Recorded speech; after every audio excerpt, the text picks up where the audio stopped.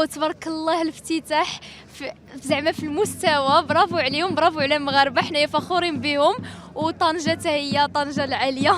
صافي الحمد لله على كل حال. كانت اجواء جد جميله وحنا فرحانين، وجينا من مدينه سيدي قاسم باش نتفرجوا اليوم في الاهلي واخواتنا المصريين تشجعوهم بزاف.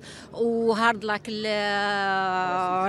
السيتي حتى هي. الافتتاح بحال هذا كان افتتاح رائع الحمد لله، وكانت اجواء رائعه، وكان الجماهير الحمد لله المغربيه مسانده كامله النادي ديال الاهلي. افتتاح من المغرب عالمي، رجعنا من البلدان العالميه، يعني كان في المستوى. اجي لينا ما كان في المستوى قلتي. كان في مستوى التنظيم كان واعر، ما كناش كنظنوا يكونوا يعني التنظيم حتى لهاد الدرجه هذه. ان شاء الله باقي الفينال ان شاء الله غادي يكون التنظيم اكثر من عالمي. تبارك الله على المغاربه كاملين وعلى المصريين اللي نجحوا اليوم.